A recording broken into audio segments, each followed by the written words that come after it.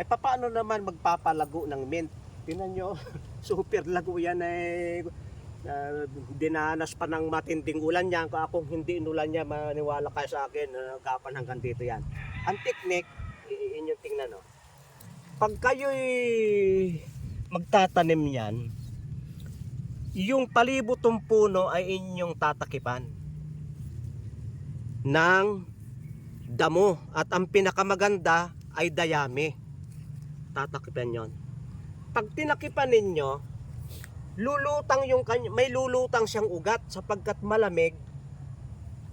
Hahanapin ng ugat yung nutrients. Kaya siya ay may lulutang at kakainin niya yung nutrients niyan. Ang mangyayari sapagkat mataba yan, lalo na kung lagyan mo ng mga vermicasyan, dadami itong ganito, itong shoots. Dadami, gagapang ng mabilis yan. Itong pabilog.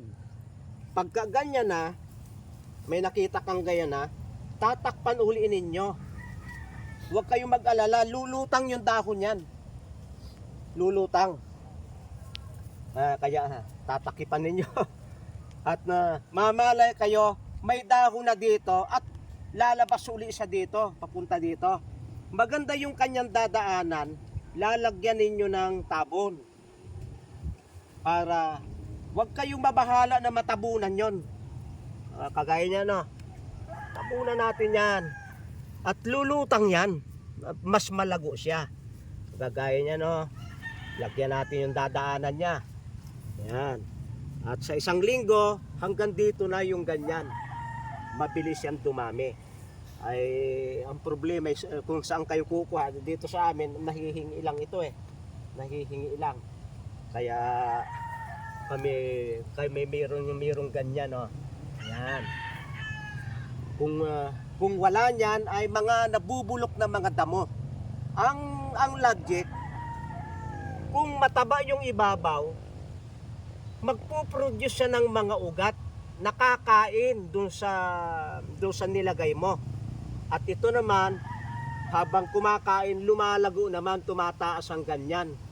Ito'y mapapaakyat nyo sa balag na ganyang kataas. Kung nagtitipid kayo sa space, mapapaakyat ninyo. At gagawa ko ito, baka hindi lamang gayong kataas, mapaakyat natin yan. Maraming salamat sa inyong pagsubaybay sa Natural Wellness si Pastor Vito.